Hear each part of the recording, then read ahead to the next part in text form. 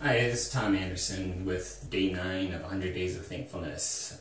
Today we're talking about the importance of always putting God first. Before I get into yesterday, I talked about how for the first half of my life I wasn't a Christian. There's multiple reasons for that.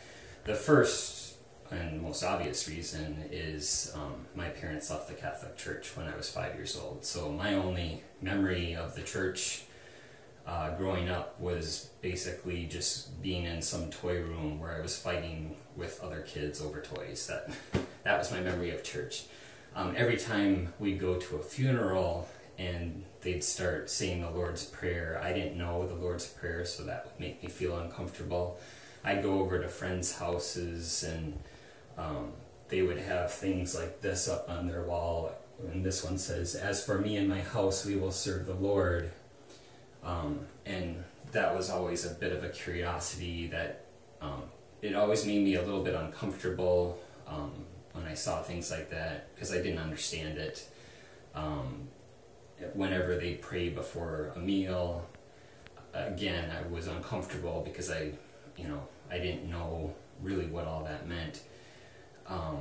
So the main reason was I didn't have any understanding of it, and so there was sort of a fear there. But then there was also a lot of hypocrisy that I was seeing even as a kid. I might come into a bathroom like this, see something on the wall like this at a friend's house, and yet over sitting on the toilet there might be a pornography magazine. So I saw that hypocrisy of the church early on. And then the third reason I think I was really rejecting this as I grew up was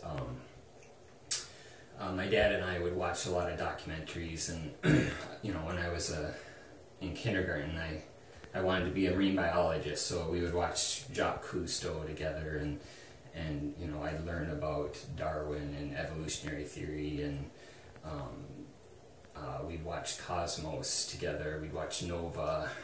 So I was really watching a lot of science shows that were teaching me, something completely different than I think what the church was teaching. So, and I believed it. I mean, all of that made perfect sense. So this was sort of something that for most of my earlier life growing up, I avoided it because it just seemed like it wasn't real, it wasn't factual. But I would say that I wasn't an atheist, because I always thought, there certainly could be the possibility that a God exists in a world where there is so much beauty, where there is so much structure.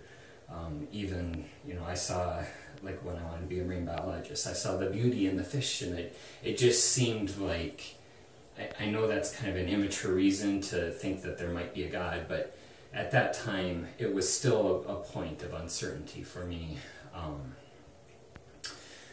And then later on, when I was working at Burger King when I was 16 years old for the first time in my life, or I should say the first job I had in my life was at Burger King, and I had a friend of mine, Casey Franklin, who he was a year older than me, but we were friends he was a neighbor of a friend, and so I knew him, and since we knew each other, he was going to Burger King on a regular basis preaching the gospel to teenagers like myself. And since I sort of knew him, and I was sitting behind the counter taking everyone's order, he just asked me one day, what time you get off work? And so I let him know, and he's like, "Great, I want to share you the good news about, about Jesus Christ and what happened there." And so we got together after work, and he talked to me and my friend and my brother about Jesus Christ and how he died on the cross, and if you say these words, accepting Jesus Christ into your life, you'll be able to go to heaven when you die. And so all of this, and I was listening to all of it, but in my mind I was thinking, this is nuts. I'm gonna say some magic words and sprinkle the fairy dust and I'm saved, and yay, I get to live forever in heaven. But I was more polite than that. He first went to my friend and he said the prayer, went to my brother, he said the prayer, and then came to be my turn, and I was being polite, and I said, I just don't think I'm ready for this at this time. And of course in my mind I'm thinking, I'll never be ready for this. This is crazy. So I'm bringing all this up just so you know where I was coming from earlier in my life, before I made that decision later on to become a Christian and accept Jesus Christ. One of the big things that started to make me become more interested in Christianity and the Bible was when I was 16, I was dating a girl, and I talked about on day 2 this concept of true love, how it's transformational, reciprocated, unselfish, and eternal.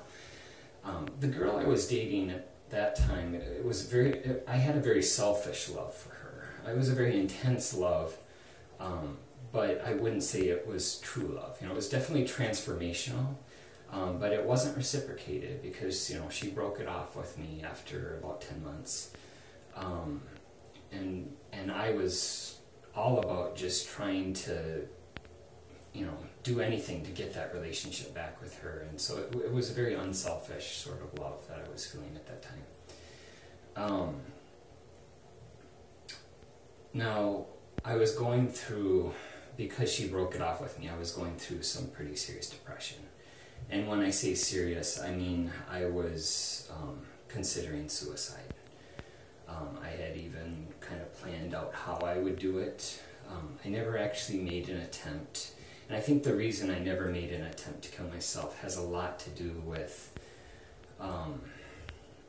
fear. I was afraid of, okay, so I'm dead, and then what? And that's what, when you're at your lowest point, sometimes that's the point where you seek God, and you seek, at least in my case, I was seeking answers. I was like, what is there after we die, if anything?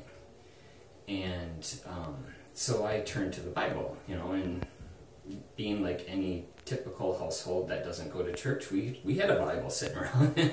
It's kind of weird, but yeah, I had a Bible. I could look at it, open it up to page 1, of course, because where else would you start in the Bible? Chapter 1, Genesis, and right away they're talking about, on first God created light, and then later he creates the sun and stars, and right away I was like, that doesn't make sense. Don't you need sun and stars before you can have light? And so I read it for a few more pages, but my after going through that, I was like, I just threw the Bible down and said, I can't believe anyone actually believes this crap. So I had too much built up with my scientific beliefs and whatnot that I couldn't accept that. But I still didn't deny that there might be a God out there, and there might be life after death. And if there is life after death, what does that look like? So I started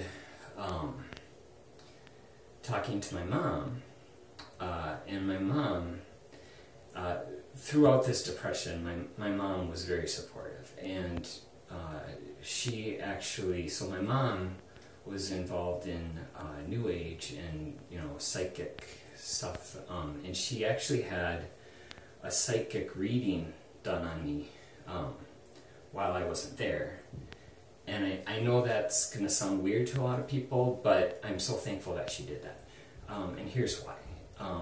She had it taped, and in the tape, I listened to it, she said, hey, I had this psychic reading done, and, I was thinking, okay, I'm going through this depression, but, maybe this will be good for a laugh. So I popped in the tape, and sure enough, it was all kind of vague and fluffy, and but the longer I listened, the more he started narrowing in on issues with my depression. And he got to a certain point where he actually was saying on the tape what I was thinking in my head about how I was going to kill myself. Like the details of how I was thinking about killing myself. And that scared me. That scared me because I didn't share that with anyone. No one. That was only in my head. And so I think what that tape did for me is it opened my eyes to the reality that there is more than just what we can see and hear and feel and touch. It's there is a metaphysical reality out there. And so then I became real curious, and I asked a lot of questions. I started, one of the things that she had taught me is this concept of choosing your own reality. And I started thinking, wow, this is really neat. And I was getting into a lot of this. Now, about the same time, I was starting to work, a little while later, when I was 17 years old, I started to work at Pizza Hut. I left Burger King. I'm working at Pizza Hut. And there's this waitress there. Her name was Dawn Lee. She's Dawn Ziegler now. And that's the person I'm so thankful for. And I just want to share a little bit about her. She was my age, so 17 years old, working at Pizza Hut as a waitress. And she was just always happy. She was always full of joy. And so much to the point where, there's lots of people that are happy, but she was like above and beyond, like, what's your deal? So, after getting to know her a while, I just asked her one day, I just said, Dawn, why are you so happy all the time? What is it, that gives you so much joy? And she right away said, it's because of my personal relationship with Jesus Christ. And that surprised me, because that just didn't gel with the hypocrisy, anything else that I had witnessed as a kid growing up.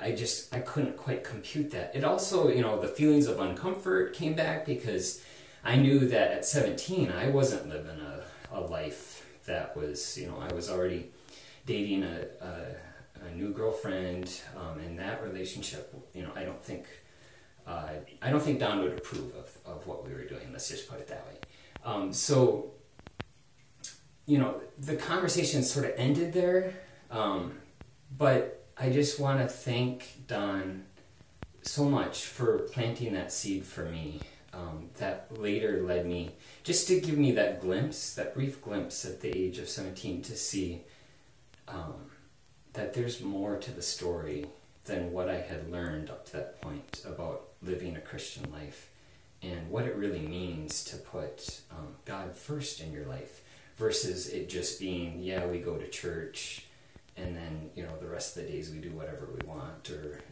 we're good about reading in our Bible, but everything else about your life is, chaotic and a mess. She exemplified, she was that example for me, that it showed me that there's more to the story. And I'll certainly get more into that later, because obviously I'm way over on this video. So thanks for listening, and